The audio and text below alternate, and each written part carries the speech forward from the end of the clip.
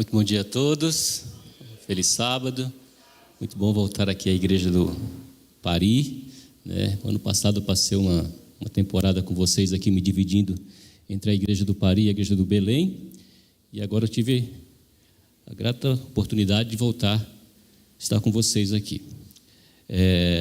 Para aqueles que não me conhecem, meu nome é Carlos, eu sou um servidor da igreja, eu trabalho na igreja já há mais de uma década, e nos últimos meses eu me dediquei aqui ao distrito do Belém, né? A igreja do Belém e do Pari. No finalzinho do ano, né? Mês de dezembro, eu fui auxiliar lá na igreja de São Miguel Paulista. Aí tirei uma semaninha de descanso e agora a associação pediu para que eu voltasse para cá. Eu vou ficar com vocês aqui algum tempo, não muito, mas pelo menos uns 3 meses. Ou até vocês pedirem que eu saia, tá? Mas a proposta inicial, combinada aqui com o pastor João Paulo, eu ficar pelo menos até final de março aqui com vocês. Para aqueles que não sabem, qual que é a natureza do meu trabalho? Eu trabalho no departamento de evangelismo e missão global da igreja, ou seja, o meu trabalho é mais dirigido àquelas pessoas que não fazem parte da nossa igreja.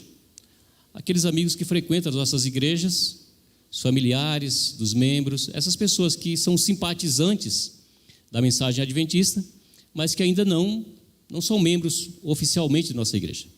Então eu, basicamente, além de pregar nas igrejas e auxiliar naquilo que a igreja precisa, eu trabalho com essas pessoas.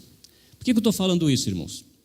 Estou falando isso para que você saiba que eu estou à disposição da igreja para esse fim. Ou seja, se você tem lá alguém, seja da sua família, seja um vizinho, um amigo, que é simpatizante da nossa igreja, tem interesse em conhecer mais a respeito da Bíblia, a respeito de Jesus, estudar a Bíblia, quem sabe alguém que já frequenta a igreja e você entende que essa pessoa quer se preparar para ser batizada, para ser membro da igreja, o meu trabalho é esse, é ajudar essas pessoas. Eu trabalho nesse ministério já há muitos anos e pelo menos nos próximos 3 meses eu vou estar à disposição aqui da igreja de vocês, tá bom?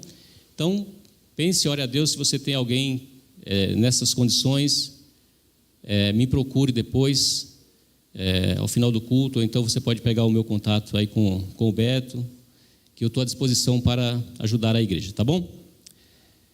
Eu fiquei sabendo, ao chegar, que algumas pessoas visitam a igreja hoje. Eu sei que muitas outras que são membros da igreja não estão, por razões conhecidas, né? Muitos estão de férias, estão viajando. Você que está visitando a igreja hoje, seja muito bem-vindo, seja muito bem-vinda. Espero que você, mais uma vez, se sinta à vontade. Se você já veio, se é a primeira vez, fique muito à vontade. Aqui é a casa de Deus, aqui é um lugar que nós escolhemos para adorá-lo. Quero dizer a você que eu também já estive na igreja adventista pela primeira vez. Eu não nasci na igreja. Na verdade, acho que ninguém aqui nasceu na igreja, né? A maioria de vocês, como eu, nasceram no hospital, não foi assim? Mas alguns foram criados, né? Vêm de famílias adventistas e já foram criados na igreja desde muito pequenos. Não é o meu caso. Eu conheci a igreja aos 22 anos de idade. Isso faz muito pouco tempo, né? Vocês podem perceber, né? Mas eu conheci a igreja através de um amigo e veja como é importante, né? A gente convidar os nossos amigos para conhecer a nossa igreja. De forma muito despretensiosa, um colega me convidou para ir à igreja, eu fui, eu gostei da igreja e eu continuei indo, né? E para você fazer a conta aí, isso foi no ano de 1995. E até hoje, nós estamos aqui pela graça de Deus.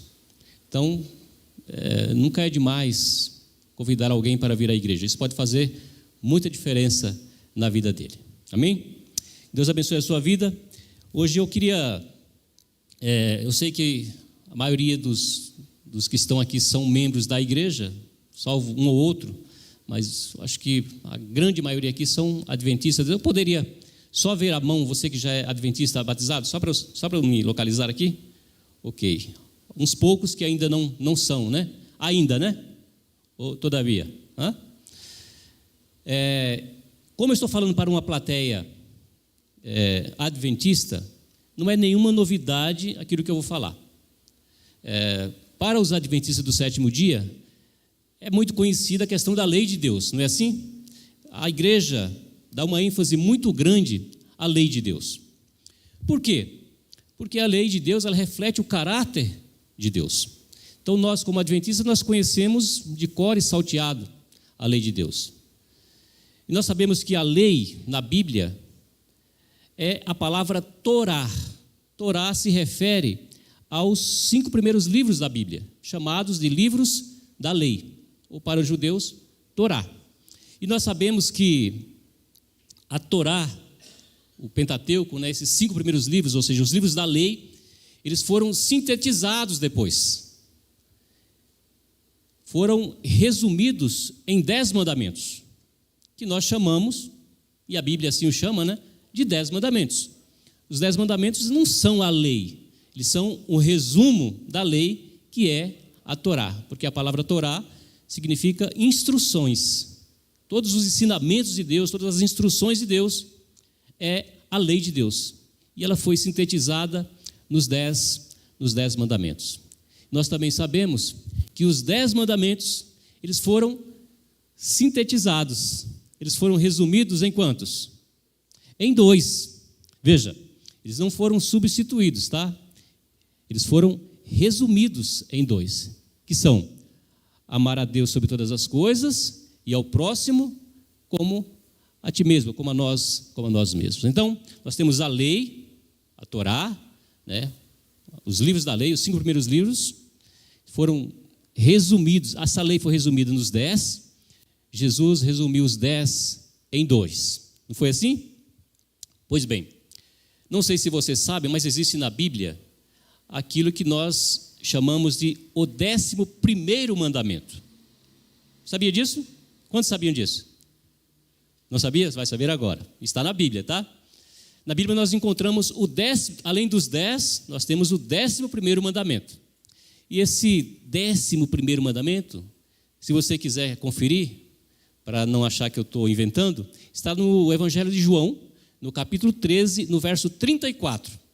Lá diz assim, ó, Jesus que falou, ele diz assim, ó, um novo mandamento vos dou. Qual que é o mandamento? Que vos ameis uns aos outros. Então, o 11º mandamento é o quê? É o amor. Então, veja, a Torá, sintetizada nos 10 mandamentos, resumida em 2 mandamentos, e Jesus resumiu tudo no 11º mandamento, que é o amor. Claro, o amor a Deus e o amor ao próximo. Feita esta pequena explicação, as coisas vão piorar um pouco agora, porque hoje eu não quero falar sobre a Torá, não vou falar sobre os 10 mandamentos, não vou falar sobre os 2 e não vou falar sobre esse 11º mandamento. Gostaria de conversar um pouco com vocês, acredite se você quiser, se você puder, mas sobre o 12º mandamento. Aí você deve estar pensando, bom, aí já é demais, né? Mas antes que você me arranque daqui, né, e me acuse de heresia, quero dizer para você que isso existe, viu? E está na Bíblia. E por isso nós vamos ler, e tenho certeza que no final você vai entender que ele existe. Esse 12º mandamento existe. É claro, nós estamos usando essa expressão de forma didática. Não está na Bíblia escrito 12º mandamento, como também não está escrito 11º mandamento. Nós temos na Bíblia o quê? Os 10 mandamentos. Então, de maneira didática, só para ficar mais fácil de entender, vamos falar um pouco sobre aquilo que, essa ideia que nós chamamos de o 12º mandamento. Vamos lá então? Então, se você tem a sua Bíblia aí, é importante que você acompanhe, seja ela física, seja ela eletrônica. Lá no finalzinho da Bíblia, na primeira epístola de João, 1 João, no capítulo de número 2. 1 João, capítulo 2, nós vamos ler o 12º mandamento. Mas antes de nós lermos, quero convidar você, assim como você está, mais uma vez, fechar os seus olhos para a gente falar com Deus e pedir a sua orientação. Amado Deus, nosso Pai, nossa gratidão ao Senhor, porque nesse primeiro sábado do ano nós nos reunimos em Tua igreja, e nós estamos aqui, Senhor, livremente, nós escolhemos estar aqui, porque nós queremos comungar com o Senhor, e nós queremos aproveitar essa oportunidade para adorá-lo na beleza da sua santidade. Estamos aqui, Senhor, reunidos com os nossos irmãos aqui da igreja do Pari, e nós estamos imensamente gratos a Deus, porque estamos com vida, com saúde, e em nosso coração há o desejo de te conhecer melhor, saber quais são os seus planos para a nossa vida, e portanto, a Deus, nós queremos mais uma vez nos colocar em tuas mãos, pedir a tua bênção, a tua direção. Pedimos que o Senhor abençoe de maneira especial cada membro que está aqui individualmente, os seus familiares, também aqueles irmãos que estão viajando, que o Senhor os cuide, proteja, traga-os de volta em segurança. Abençoe a família que está enlutada, abençoe os nossos amigos que estão visitando a igreja hoje, e de uma maneira toda especial, Senhor, rogamos pela pessoa do Teu Santo Espírito, que paire entre nós e nos ajude a compreender a mensagem desta manhã. Esteja conosco, perdoe os nossos pecados, aceite a nossa adoração. Nós oramos e por tudo agradecemos em nome de Jesus. Amém. Primeira Epístola de João, capítulo 2, vamos ler a partir do verso 15. Quem achou aí, diga achei. Ninguém achou? Bem, 1 João, capítulo 2, versículo 15, está escrito assim, nesta versão que eu tenho aqui. Diz assim: não ameis o mundo, nem as coisas que há no mundo. Se alguém amar o mundo, o amor do Pai não está nele. Porque tudo que há no mundo, a concupiscência da carne, a concupiscência dos olhos e a soberba da vida, não procede do Pai, mas procede do mundo. Ora, o mundo passa, bem como a sua concupiscência. Aquele, porém, que faz a vontade de Deus, permanece eternamente. Se você conhece os 10 mandamentos, você sabe que a grande maioria deles começa com a mesma palavra. Qual é a palavra? Eita. Não lembra? Se você abrir os 10 mandamentos, você vai ver que 8 deles começam com a mesma palavra. Qual é a palavra, irmãos? Hã? É a palavra não. Não. Não terá outros deuses diante de ti, não fará para ti mais esculturas, não cobiçará, não roubará, não furtará, não é assim? Pois bem, aquilo que nós chamamos de 12º mandamento também começa com essa palavra. A palavra não. Embora o amor seja o resumo da lei e seja a principal ênfase da mensagem da Bíblia, esse mandamento, esse 12º mandamento, ele nos ordena a não amar. Não é interessante isso, irmãos? O mandamento de Deus começa dizendo, não amar. Ou seja, não ameis o quê? O mundo, e nem as coisas que no mundo há. Para melhor compreendermos isso, irmãos, e antes de eu apresentar para você algumas razões para não amar o mundo, eu quero contextualizar um pouco a respeito do assunto. Então, os versos anteriores aos que nós lemos, ou seja, os versos 12, 13, 14, ele nos dão uma dica importante. Porque nesses versos aqui, você bater o olho aí, você vai ver que Deus ele se dirige primeiro à igreja falando da sua relação com Deus.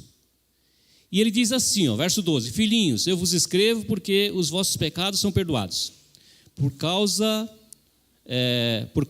do seu nome. Aí depois ele fala, pais, eu vos escrevo porque conheceis aquele que é desde o princípio. E depois ele diz, jovens, eu vos escrevo porque tendes vencido o maligno. E depois ele repete essas mesmas expressões, filhinhos, jovens e pais. E aqui está falando da relação da igreja com Deus. É claro que quando ele fala filhinhos, jovens e pais, não está falando da idade das pessoas, mas do tipo de relacionamento que essas pessoas têm com Deus. Quando ele fala aqui dos filhinhos, é uma relação, ou ele faz menção àqueles que são recém-convertidos, aqueles cujo relacionamento com Deus é muito raso ainda. Quando ele fala dos jovens, está falando daqueles que já conhecem melhor a Deus, já compreendem melhor a mensagem de Deus, já tem um relacionamento um pouco mais profundo com Deus. E quando ele fala pais, ele está falando daqueles cujo relacionamento com Deus já é maduro. É disso que ele está falando aqui. Ou seja, ele aborda o relacionamento do cristão com Deus. E aí nos versos que nós lemos anteriormente, os versos 15, 16 e 17, aí ele trata do relacionamento que a igreja tem, não com Deus, mas com o mundo. E aí ele começa dizendo: não ameis o mundo. Não ameis o mundo.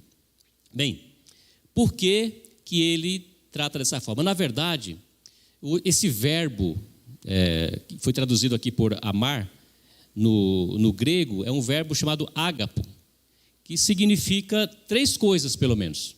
Significa escolha, estima e valorização. Então, quando ele diz, não ameis o mundo, o que ele está querendo dizer? Não estimem o mundo. Não escolha o mundo. Não valorize o mundo. Basicamente, é isso que ele está querendo ensinar. Então, veja. Existem algumas razões, existem várias razões para nós não amarmos o mundo. Primeiro, Deus disse para não amar, porque aqui no verso 15, né? Ele diz: se alguém amar o mundo, o amor do Pai não está nele. Ou seja, é impossível alguém amar a Deus e amar ao mundo. Esse amor não pode ser dividido. Por isso que ele diz: olha, não ameis o mundo. Se alguém amar o mundo, o amor do Pai não está nele. Então eu separei aqui algumas razões, entre tantas que eu encontrei, separei algumas aqui, para nós não amarmos o mundo. Qual que é a primeira dela? A primeira razão que eu separei é o seguinte: nós não devemos amar o mundo por causa daquilo que o mundo é. O que o mundo é, irmãos? Bem, é importante a gente entender o seguinte, que essa palavra mundo, na Bíblia, ela tem vários significados diferentes, a depender do contexto em que a palavra é usada, a palavra mundo. Quer ver uma coisa?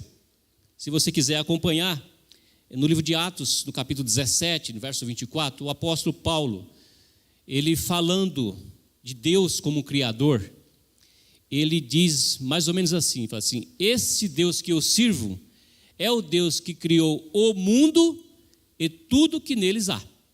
Então a palavra mundo, ali em Atos capítulo 17, ela significa universo, cosmos, significa a criação de Deus, os planetas, as galáxias. Esse é o significado de mundo ali em Atos no capítulo 17, verso 24. Já em Mateus, no capítulo 4, verso 8, o contexto ali é a tentação de Jesus no deserto. A Bíblia diz que o diabo o levou a um alto monte e mostrou todos os reinos do mundo. A palavra mundo ali já tem outro significado. Já não é mais universo. Ali a palavra mundo é o planeta Terra, ou seja, mostrou todos os reinos deste mundo que nós vivemos. Mais uma, e essa aqui dispensa comentários, né? Em João capítulo 3, verso 16, diz que Deus amou o mundo de tal forma que deu o seu Filho para que todo que nele crê não pereça, mas tenha vida eterna. A palavra mundo, aqui em João 3,16, já tem outro significado. O significado de mundo aqui é humanidade, pessoas, seres humanos. Deus amou os seres humanos, Deus amou as pessoas que estão neste mundo. Então, só para esclarecer, para a gente entender melhor esse mandamento que Deus disse: não ameis o mundo. Então, quando a Bíblia diz não ameis o mundo, a palavra mundo ali, em 1 João 2, verso 15, qual é o significado então? Não é nenhum desses três que nós falamos aqui. Mundo ali tem um significado de um sistema, né, de um estilo de vida, uma maneira que o diabo e os poderes do mal usam para nos separar, para nos afastar de Deus.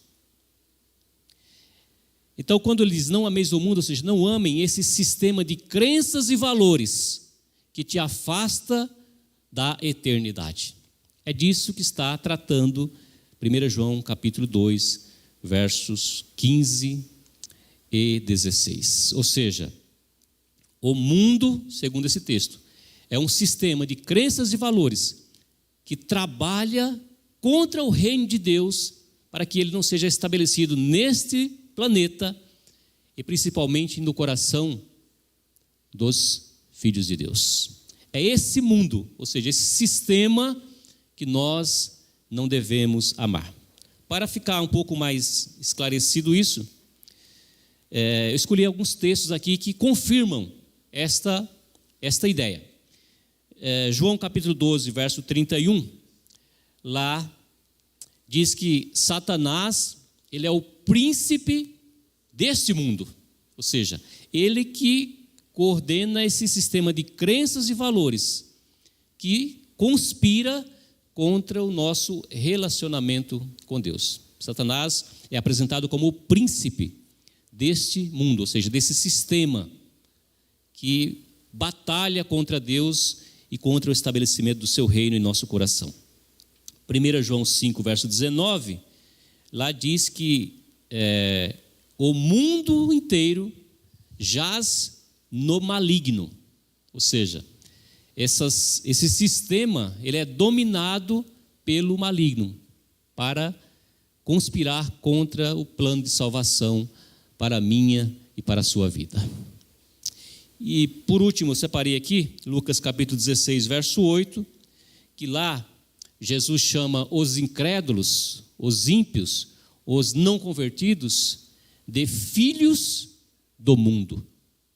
Só para você entender que a palavra mundo aqui tem esse significado, desse sistema de crenças e valores que nos afasta ou que trabalha para nos afastar de Deus e do seu reino em nosso coração. Então, a primeira razão, o primeiro motivo para nós não amarmos o mundo é porque o mundo é um sistema de crenças e valores. Eu não preciso me aprofundar nisso, que eu tenho certeza que você está entendendo. Há coisas nesse mundo, estilos de vida, maneiras de viver, maneiras de crer, que trabalham para nos separar de Deus, para nos manter longe de Deus. Então é disso que trata, e essa é uma primeira razão que eu escolhi pela qual nós não devemos amar o mundo. Porque se alguém ama o mundo, claro, esse sistema, essa maneira de viver dos incrédulos, a Bíblia diz que o amor do Pai não está nele. Essa é a primeira razão. Decore aí, porque no final eu vou perguntar. Se você souber todas de cor, você vai ganhar um presente. Mas não são muitas, viu? São só 36. Amém? Então, não vai demorar muito. Amém ou não amém? Muito bem. Vamos à segunda? Segunda razão, pela qual nós não devemos amar o mundo. Lembrando que o mundo é o quê? É um sistema de crenças e valores que conspiram contra a nossa salvação, contra o nosso relacionamento com Deus. Esse é o significado de mundo aqui, tá bom? Qual que é a segunda razão, a segunda causa pela qual nós não devemos amar o mundo?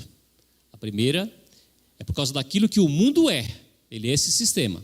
E a segunda é por causa daquilo que o mundo faz conosco. E o que é que o mundo faz conosco? Deseja fazer conosco, trabalha para fazer com você e comigo. Bem, esse sistema de crenças e valores distorcidos, ele trabalha de maneira muito eficaz para afetar, atrapalhar o nosso relacionamento com Deus. Esse é o objetivo. Tudo que ele faz tem esse objetivo. Através de vários artifícios. Não vou me demorar nisso aqui. Você pode pensar alguns aí. Tenho certeza que você consegue imaginar alguns artifícios que o mundo usa para te afastar de Deus. Mas eu vou me ater ao texto bíblico. Porque aqui no texto bíblico, texto que nós lemos, 1 João 2, versos 15 e 16, nós encontramos pelo menos 3 artifícios que o mundo usa para afetar, atrapalhar, romper o nosso relacionamento com Deus. Quais são esses 3 artifícios? Vamos lá? Está no texto bíblico aí, ó. No verso 16. Tudo que há no mundo, a concupiscência da carne, a concupiscência dos olhos e a soberba da vida. Então, esses 3 artifícios são usados pelo mundo para afetar de maneira destruidora o nosso relacionamento com Deus. Concupiscência da carne, concupiscência dos olhos, a soberba da vida. O que é concupiscência, irmãos? Bem, concupiscência, eu gosto muito de dicionários, tá, irmãos? Eu sou professor de língua portuguesa, então eu gosto dessas coisas que as pessoas normalmente odeiam, né? Então, se você pesquisar, você vai perceber que concupiscência é um desejo exacerbado, exagerado, profano, por alguma coisa que, em sua essência, não é ruim. É você desejar demais aquilo que poderia ser, inclusive, bom para a sua vida. Concupiscência é isso, é um desejo exagerado. Quer ver uma coisa? Existem desejos e necessidades humanas que são legítimas, são boas, necessárias até. Por exemplo, a comida é necessária, sim ou não? Claro que é. E é pecado comer?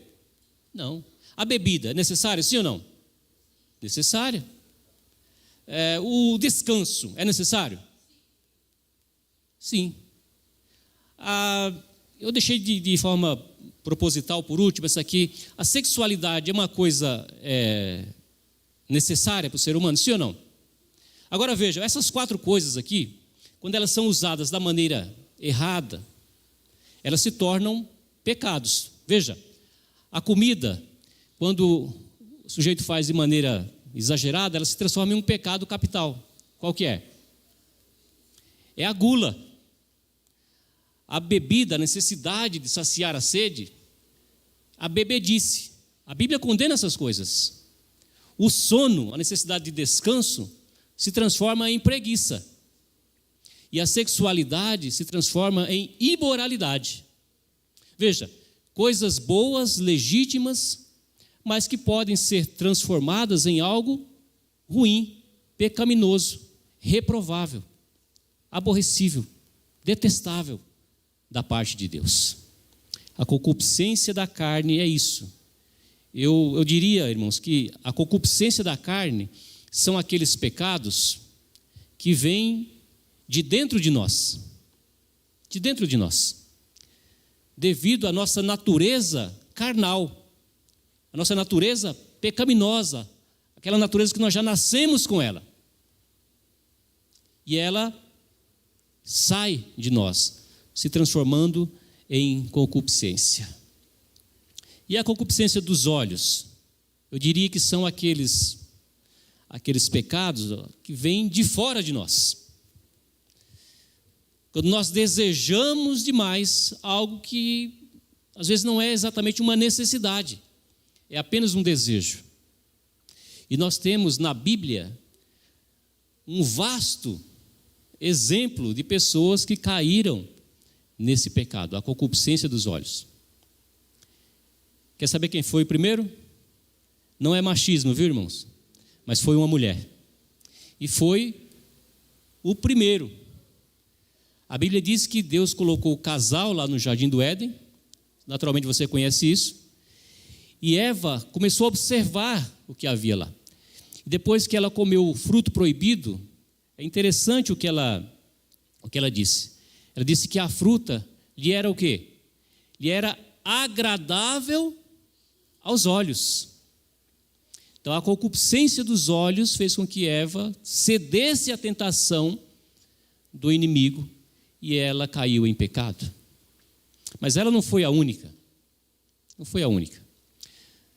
Você naturalmente deve conhecer a história que está lá no livro de Juízes, de um sujeito chamado Acã. Lembra do Acã? Os exércitos de Israel estavam já na terra prometida, estavam conquistando a terra prometida, e eles conquistaram uma cidade chamada Ai. É isso mesmo, Ai. E eles saquearam a cidade, e a ordem divina é que eles não deveriam ficar com os despojos da guerra. Mas esse tal Acã, ele viu lá uma tal de uma capa, e ele cresceu os olhos na capa. E ele escondeu essa capa embaixo da sua cama. Essa desobediência trouxe um grande prejuízo, não só para ele, mas para todo o acampamento de Israel. E quando ele foi confrontado, ele disse assim: olha, quando eu bati os olhos, ela me foi agradável. A concupiscência dos olhos trouxe um grande problema para o povo de Deus, devido ao problema de Acã. Um caso mais conhecido agora. Lembra? Esse é um dos casos mais conhecidos da Bíblia. O grande rei Davi, ele estava no seu palácio, né? E ele olhou para o vizinho. No caso, ele olhou para a vizinha, né? Diz que a vizinha estava tomando banho. E quando ele viu a vizinha, os olhos dele, uau. Outro dia alguém falou assim: mas por que a vizinha estava tomando banho ao ar livre? Eu não sei. Não sei por quê. Mas a culpa não foi da vizinha. A culpa foi da tal da concupiscência dos olhos, que não ficou aí. Nós sabemos o resultado dessa história. Ele levou a vizinha para casa, ele teve lá um relacionamento com a vizinha, disso aí a vizinha ficou grávida, ele tentou acobertar essa situação, chamou o marido da vizinha, que era um de seus soldados, tentou que o vizinho, o soldado, o marido da mulher fosse para casa, ele se recusou. Por fim, para resolver a situação, ele cometeu um outro pecado maior, mandou matar o vizinho. E se você conhece a história de Davi, você vai perceber o seguinte, que a partir daquele momento, a vida de Davi e de sua família se transformou em um inferno. Tudo de ruim que você possa imaginar aconteceu naquela família a partir desse episódio. Foi um filho que abusou sexualmente da irmã, da própria irmã. E o outro matou esse irmão. E depois um outro tentou tomar o próprio reino de Davi. Foi uma confusão tremenda. A concupiscência dos olhos, concupiscência da carne, concupiscência dos olhos e a soberba da vida. O que é soberba, irmãos? Bem, soberba você naturalmente sabe, é aquela pessoa, eu sei que você não conhece ninguém assim, mas existe, viu? Aquela pessoa que acha que ela é melhor do que todo mundo. Ela acha que ela pode mais do que todo mundo. É aquela pessoa que ela acha que está sempre acima dos outros. Eu li outro dia uma história que talvez ilustre bem isso aqui. A história de um pastor que ele foi eleito para um cargo importante na igreja, cargo de evangelista de um dos campos da igreja, e depois ele foi convidado para fazer uma palestra. E eu acho que isso subiu a cabeça dele. porque ele começou a sua palestra da seguinte forma. Ele disse, abre aspas, quando eu era um simples pastor de igreja, fecha aspas. Olha só como ele começou. Quando eu era um simples pastor. Então agora ele não era mais simples. Ele estava um pouco acima, ou muito acima dos outros. A soberba é você se considerar mais do que alguém, seja pela sua condição financeira, social, econômica, seja qual for, eclesiástica, você achar que você é alguma coisa mais do que alguém. A soberba da vida. Esse pastor fez a palestra dele lá e, para fazer a palestra, ele fez um pedido ao anfitrião lá, né? Ele deu por escrito uma página que, na sua apresentação, deveria ser lida. E lá falava da sua formação, da sua pós-graduação, os cursos que ele fez, né, as suas ações na igreja, tudo aquilo todo o seu currículo estava ali. E foi até um pouco constrangedor, mas o anfitrião leu tudo aquilo lá e apresentou o camarada lá. Ele fez a palestra e no final, quando ele estava saindo, uma pessoa que ficou incomodada com aquela atitude soberba, chegou para ele e disse o seguinte: escuta, pastor, se o senhor é tudo isso que está escrito ali, por que o senhor está trabalhando lá num canto escondido do Brasil? Era para o senhor estar mais em evidência na igreja. Ou seja, a soberba, irmãos, é você achar que você é melhor do que os outros. E essas três coisas, segundo o texto que nós lemos, são artifícios que o mundo usa para nos afastar de Deus, para comprometer o nosso relacionamento com Deus. Na verdade, quando nós somos contaminados pelo mundo, quando nós nos tornamos amigos do mundo, passamos por um grande problema, porque o mundo ele envolve as pessoas de uma maneira que eles não percebem o lugar em que eles estão. Eles são tão envolvidos que eles se tornam mundanos. São cristãos que você olha e fala, o que tem de cristianismo nessa pessoa aí? Esses dias eu, conversando com um jovem de 18 anos, esse jovem, ele é meu filho mais velho, e ele já trabalha, porque lá em casa é assim, eu comecei a trabalhar aos 15, quando ele fez 16 eu já arrumei um trabalho para ele. Ele trabalha, e o interessante, irmãos, é que ele trabalha em um ambiente onde só tem cristãos. Que bênção, né? Todo mundo lá é cristão. E ele chegou em casa me contando assim, escandalizado. Algumas coisas que ele ouviu desse lá. E alguns dos colegas de trabalho dele, líderes de igreja. Líderes da igreja. E as coisas que ele ouviu, as palavras que ele ouviu, o escandalizaram muito. Não é porque é meu filho, irmãos, mas lá em casa, os meus filhos nunca ouviram um palavrão. Meus filhos nunca ouviram eu gritar com a mãe deles, ou ela gritar comigo. Eles nunca viram isso, porque nós somos cristãos. E ele chegou escandalizado me contando essas coisas,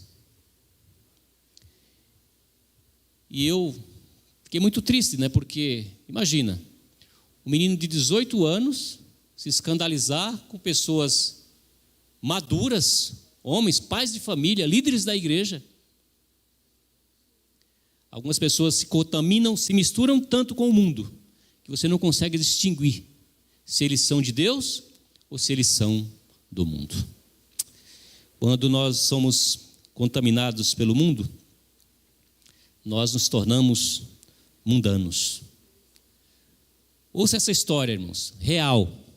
História real, de um exemplo de alguém que estava se contaminando pelo mundo. Uma cristã uma jovem senhora, estava fazendo um curso universitário em uma turma que a maioria eram mulheres. Então, um dia ela chegou em casa e disse assim para o esposo, falou assim: esposo, hoje lá na faculdade, o professor fez a seguinte pergunta. Olha a pergunta que ele fez. Ele disse assim: qual de vocês nunca traíram o marido? Ele perguntou. E ela disse assim: apenas uma levantou a mão. E não fui eu. O marido, imagina, arregalou os olhos daquele jeito, né? Acho que já fechou a mão, né?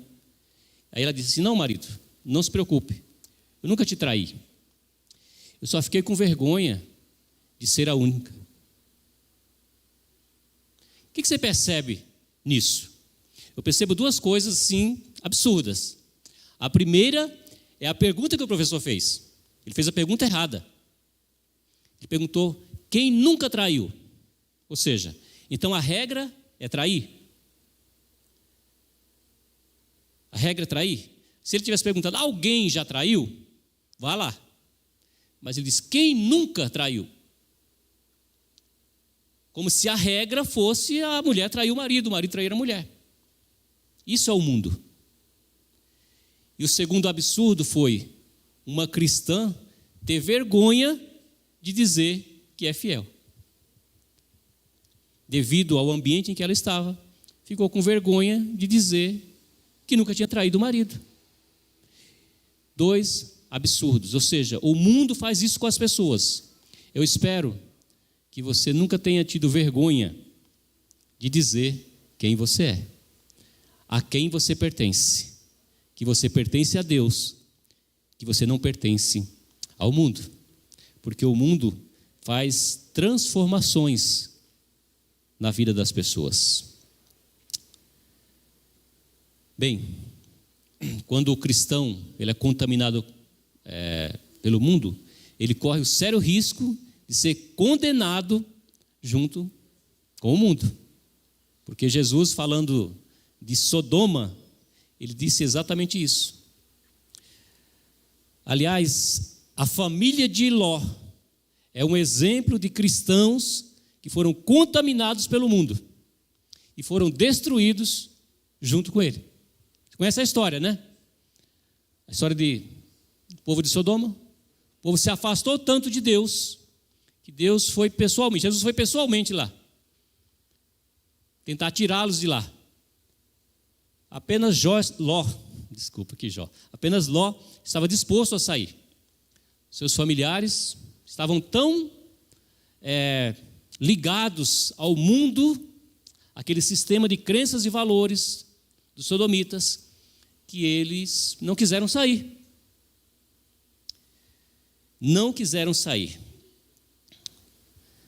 Sabe, irmãos, o pecado de Sodoma era tão grave, o mundanismo era tão grande, que existem hoje algumas palavras que são derivadas de Sodoma. Eu disse que eu gosto de dicionário, né? Se você for pesquisar, você vai encontrar pelo menos umas 5 ou 6 palavras que são derivadas de Sodoma. Eu gostaria de citar uma dessas palavras. Tem outras, tem até um verbo, né? O verbo sodomizar. Sabia disso? Mas eu separei aqui uma palavra que talvez você não conheça, pelo menos a maioria talvez não conheça, que estão relacionados ao comportamento das pessoas de Sodoma. A palavra é sodomia. Sodomia. Se você tiver a curiosidade, depois quiser pesquisar essa palavra, você vai descobrir, e como eu gosto dessas definições, eu pesquisei.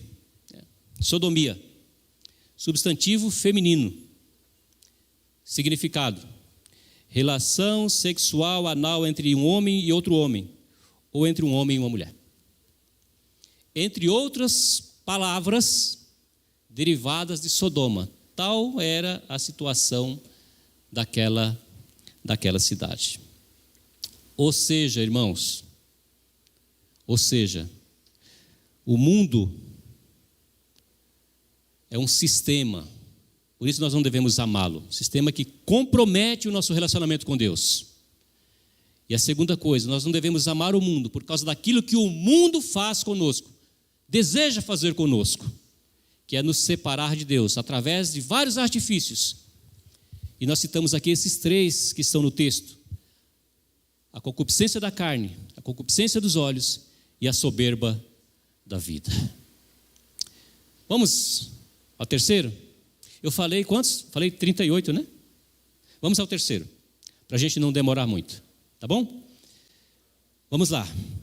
Terceira razão pela qual nós não devemos amar o mundo é por causa daquilo que você é, que eu sou, por causa daquilo que o cristão é.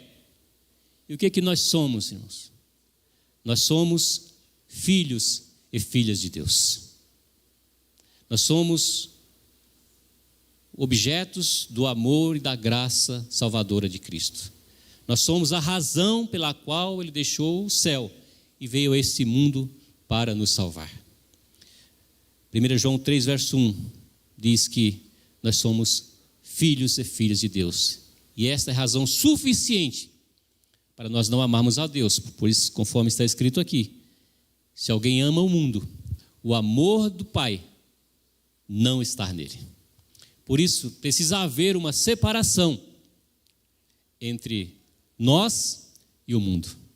Nós precisamos ter o nosso amor dedicado com exclusividade ao nosso Deus.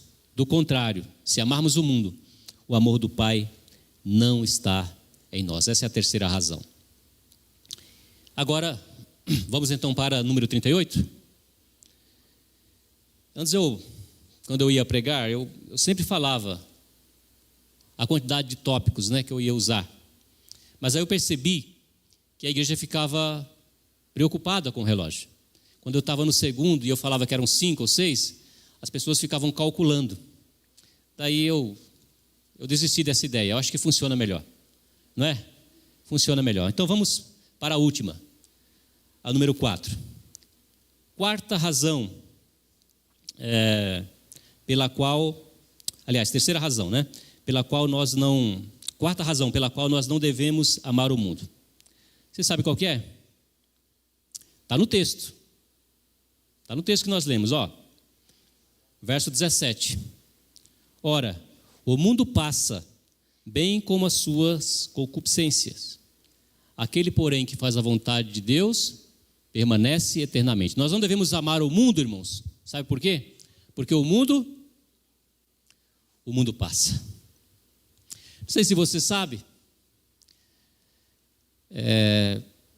mas existiram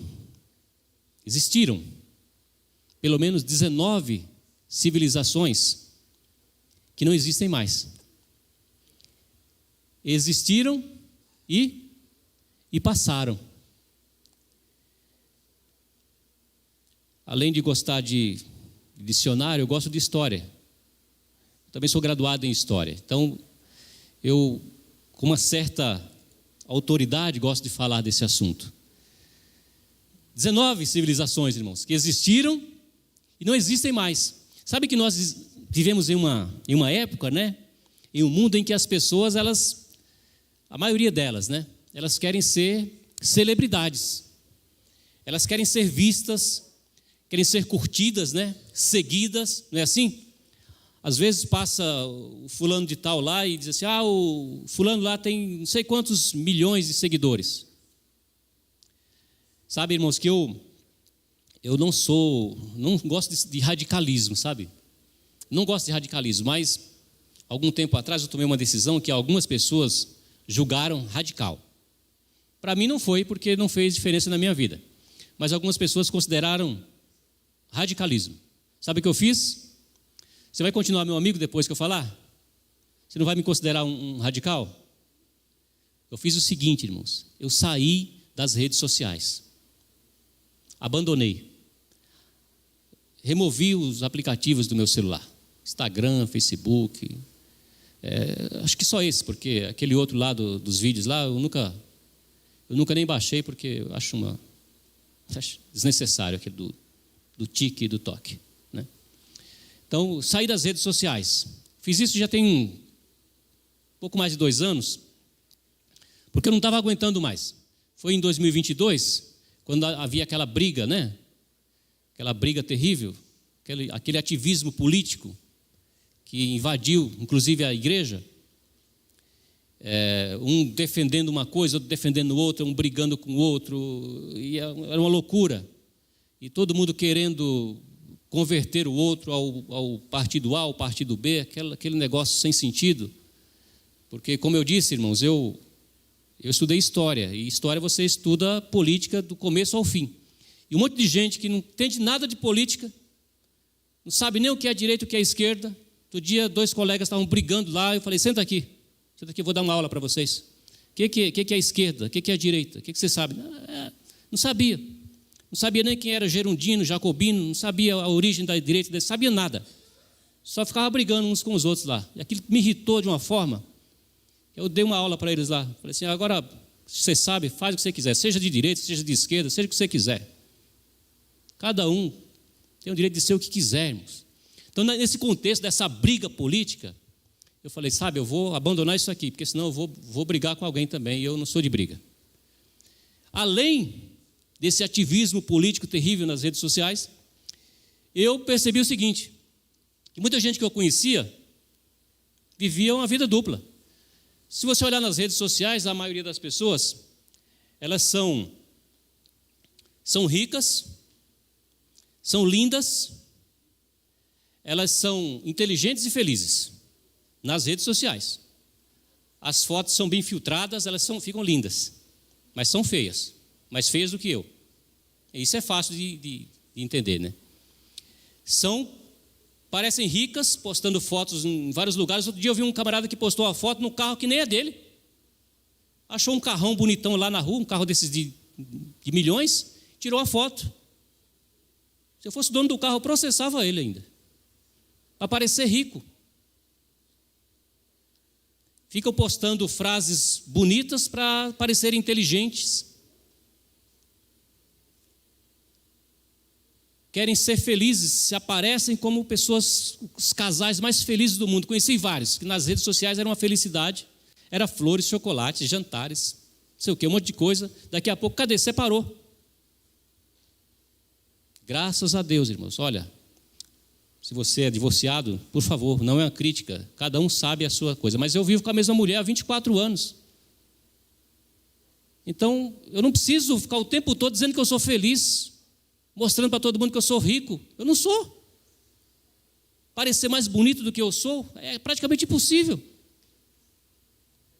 Então, abandonei as redes sociais, porque as pessoas hoje em dia elas querem ser vistas, curtidas, seguidas, elas querem essas coisas. Irmãos, o mundo passa, tudo isso vai passar. Tudo isso vai passar. 19 civilizações existiram e não existem mais. Já passaram. Outro dia eu estava numa igreja e eu preguei essa mensagem lá. E naquele dia eu levei a minha família.